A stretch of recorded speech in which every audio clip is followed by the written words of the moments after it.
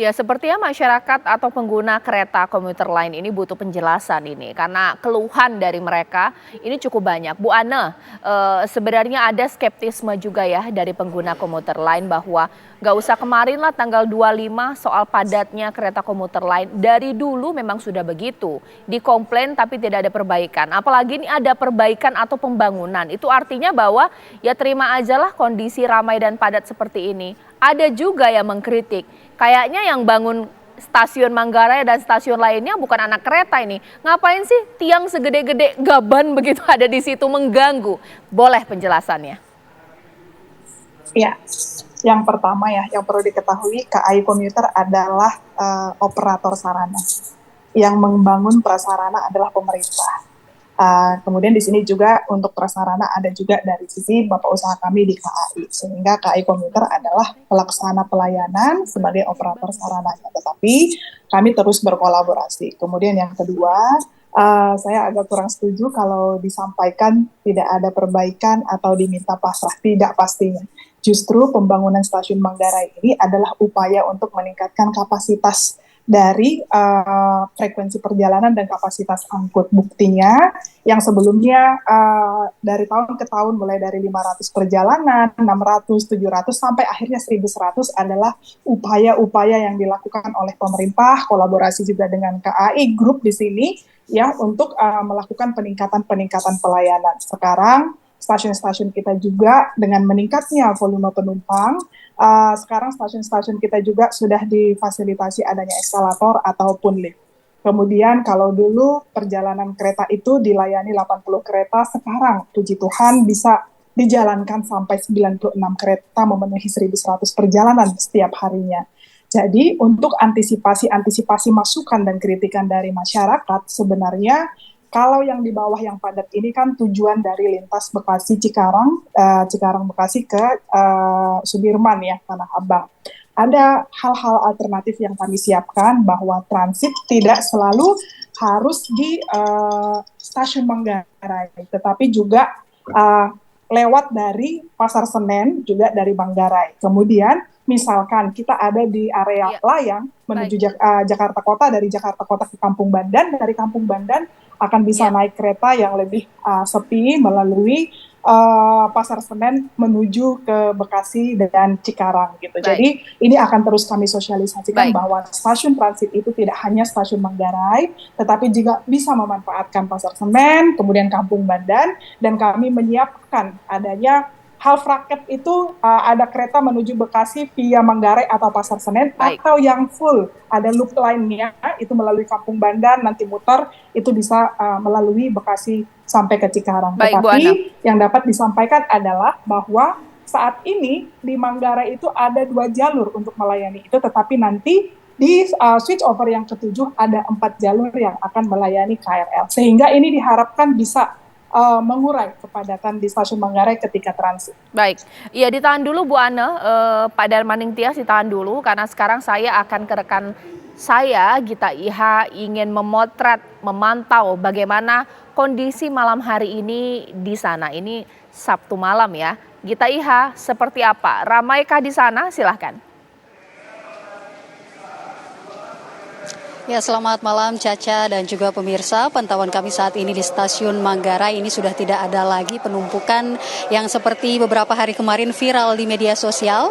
Hal ini bukan saja karena hari libur ataupun akhir pekan, namun juga salah satu yang menjadi penyebab utama terjadinya penumpukan yakni adanya kerusakan di salah satu eskalator dari 2 eskalator dari peron 8 menuju ke lantai 1 ini sudah diperbaiki dan juga sudah kembali berfungsi dengan baik, sehingga alur naik dan juga turun daripada penumpang dari beberapa daerah, tentunya dari Cikarang, Jatinegara maupun Bekasi ini sudah mulai kondusif. Saat ini memang pantauan kami masih normal begitu arus penumpang yang menggunakan jasa kereta api dari stasiun Manggarai ini masih didominasi dari peron 8. Artinya memang warga yang datang ke Jakarta ini masih dari daerah Jatinegara, kemudian Cikarang dan juga Bekasi. Rata-rata mereka yang datang menggunakan kereta api ini ingin bertujuan ke Stasiun Duri, kemudian Kota Jakarta, dan kemudian Stasiun Tanah Abang. Rata-rata ingin datang ke Kota Jakarta untuk berekreasi di akhir pekan, begitu Caca dan juga pemirsa. Artinya memang penyebab penumpukan ini tidak hanya dari eskalator. Kalau kita bicara mengenai penumpukan yang bisa kita bilang seringkali terjadi di Stasiun Manggarai ini, bukan saja karena rusaknya eskalator, tapi juga adanya penggunaan jasa dari kereta api oleh para penumpang di waktu yang bersamaan, artinya di jam kerja atau peak hour sekitar pukul setengah 5 pagi sampai setengah 7, setengah 8 maksud kami, hingga pada sore hari jam pulang kerja sekitar pukul 14 hingga pukul 18 waktu Indonesia Barat. Hal ini memang juga pernah terjadi pada saat Stasiun Manggarai ini pertama proses dibangun, ya, ini adanya masalah pindah peron atau alur naik dan juga turun dari penumpang. Hal ini kemudian yang juga dikeluhkan oleh para penumpang yang mengaku sangat terganggu, kemudian ribet untuk bisa berpindah peron walaupun memang sudah disediakan eskalator dan tangga, karena memang kita tahu pengguna KRL ini sendiri merupakan para pekerja yang mayoritasnya bekerja di Kota Jakarta dan berasal dari daerah-daerah penyangga seperti Cikarang, Bekasi, Depok dan juga Jatinegara, ini yang kemudian harus diantisipasi oleh pihak KRL sendiri. Sementara dari pihak KRL sudah memberikan jawaban begitu, selain menyediakan 1081 kereta untuk perjalanan kereta untuk Jabodetabek, ini pihak KRL juga mengimbau kepada para pengguna KRL untuk seringkali melihat ataupun mengakses KRL akses untuk bisa mengetahui jam-jam di mana jam-jam berapa sajakah operasi dari kereta, sehingga nantinya tidak akan lagi terjadi penumpukan di Stasiun Manggarai ini. Tentunya kita berharap Caca dan juga pemirsa penumpukan tidak terjadi lagi di Stasiun Manggarai, mengingat stasiun ini merupakan stasiun sentral nantinya yang tidak hanya menampung para penumpang dari luar daerah Jakarta di daerah-daerah penyangga, tapi juga nantinya akan menampung para penumpang dari Jakarta yang hendak ke airport ataupun bandara. Sementara demikian Caca, pantauan kami langsung dari Stasiun Manggarai. Terima kasih Gita Iha dari Stasiun Manggarai. Dan pemirsa, sebelum saya ke Pak Darmaning Tias, ternyata Pak, ini saya sudah tersambung dengan Mas Gusti Raganata, jubir KRL Mania. Selamat malam Mas Gusti. Malam Mbak. Ya, Mas Gusti, tadi kita sudah sempat berbincang, saya dan Pak Darmaning Tias sudah berbincang dengan Ibu Ana Purba di sini dari KCI ya. Yang dikatakan intinya adalah bahwa padatnya kemarin ketika jam-jam tertentu itu memang karena memang Stasiun Manggarai ini juga sedang dalam pembangunan. Ini merupakan langkah ke depan untuk mengurai padatnya. Ini seperti apa tanggapan? Jadi gini Mbak, akar masalahnya itu sebenarnya kami sudah menyampaikan masukan ketika itu pada Kemenhub ya, Ditjen Kereta Api dan juga PT KCI, bahwa SO5 ini merupakan sesuatu yang planning dari awal. Kenapa? Karena ketika perencanaan di awal, ternyata perencanaan perubahan jalur ini itu menggunakan kajian dari tahun 2005 dan 2012. Yang mana sebenarnya kondisinya hampir 10 tahun yang lalu, yang sudah tidak mencerminkan apa yang terjadi saat ini. Gitu. Itu satu. Kedua, kalau kita lihat berdasarkan data yang ada, sekarang jumlah terbanyak penumpang dari Bogor ke arah Jakarta itu sebenarnya adalah ke arah Sudirman, bukan ke arah kota gitu. Sehingga itu sudah terprediksi pasti akan kejadian seperti itu nggak perlu kajian yang mendalam pun orang udah tahu. Kalau memang Kemenhub membuat kebijakan berbasis data, harusnya mereka tahu kalau memang paling banyak penumpang itu yaitu arahnya dari Bogor ke arah Sudirman. Jadi ya itu memang tidak perlu meminta maaf, karena memang itu udah kita semua udah tahu, pengguna itu udah tahu kalau paling banyak itu ke sana gitu. Jadi kalaupun nantinya ada lagi, kita harapkan sih dipercepat sehingga ya memang benar-benar terjadi. Selain itu, ketika dikatakan bahwa memang sedang proses pembangunan, ya kita harapkan itu memang sesuai rencana.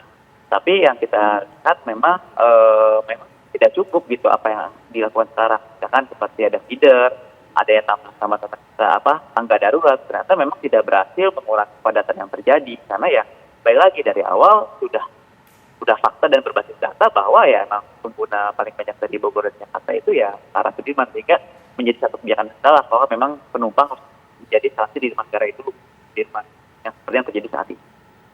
Baik, mungkin boleh ditambahkan Pak Darmaning Tias, sepakat tidak sih bahwa perlu ada kajian mendalam juga. Boleh membangun, tapi lihat juga animo atau kebutuhan masyarakat atas kereta api ini berbeda 10 tahun yang lalu dengan sekarang. Sekarang makin banyak orang menggunakan KRL. Sesaat lagi pemirsa, di Apa Kabar Indonesia Malam. Iya, tadi Mas Gusti sudah mengatakan ini berdasarkan keluhan dari KRL Mania. Sebentar dulu, pembangunan sih boleh, tapi lihat dulu ini bahwa animo masyarakat yang suka naik kereta ini makin banyak, luar biasa. Apalagi untuk bekerja di daerah Sudirman. Seperti apa Pak? Ya, saya sepakat bahwa memang sebagian besar, jadi datanya KCI kan juga menunjukkan sebagian besar penumpang itu kan dari arah selatan, dalam hal ini Depok sampai Bogor. Itu, dan juga mengarah kepada Sudirman.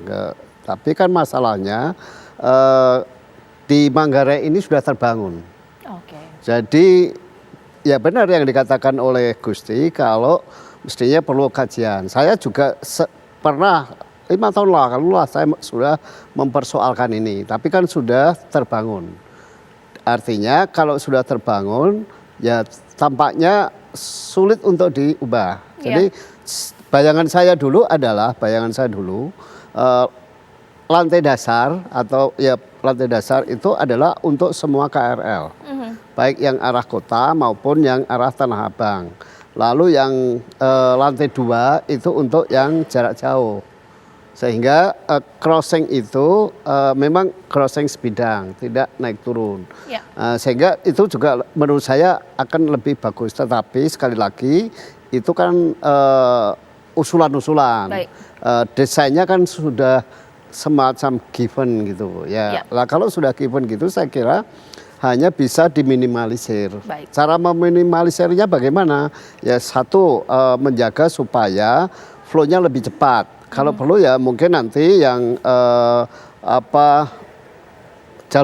dua jalur yang belum jadi nanti ditambah eskalator dan liftnya gitu, dan dipercepat koneksi dengan Pasaraya Manggarai supaya orang tidak harus turun di situ, transportnya nanti bisa dengan Transjakarta. Gitu. Singkat saja Bu Ane, kalau Mas Gusti mengatakan bahwa kajiannya dirasa kurang pas mengingat begitu membludaknya jumlah penumpang KRL saat ini, seperti apa? Ibu Ane? Ya, halo. Ya, boleh dilanjutkan. Boleh dilanjutkan. Justru memang karena adanya peningkatan ya, prediksi peningkatan volume penumpang di komuter lain, makanya ada pembangunan yang dilakukan oleh pemerintah. Seperti tadi yang saya sampaikan, sebelum Manggarai dibangun, perjalanan hanya sampai 900 perjalanan. Tetapi setelah Manggarai dibangun, saat ini 1.100 nanti akan berlanjut menjadi 1.500 perjalanan.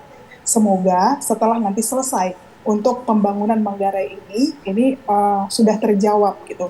Namun untuk perbaikan-perbaikan setuju seperti Pak Darmaning Tias, kami harus melakukan meminimalkan masalah. Salah satunya tadi kami sudah usulkan kepada kementerian lewat Dirjen Perkeretaapian, akses naik turunnya ditambah di ujung-ujung karena kereta kita sekarang sudah kereta yang transformasinya 12 sehingga penumpukan itu bisa teratasi dengan baik dan menambah perjalanan feeder. Baik, harapan kita lebih baik ya. Terima kasih Ibu Ane atas waktunya. Terima kasih juga Pak Darmaning Tias, Mas Gusti juga terima kasih.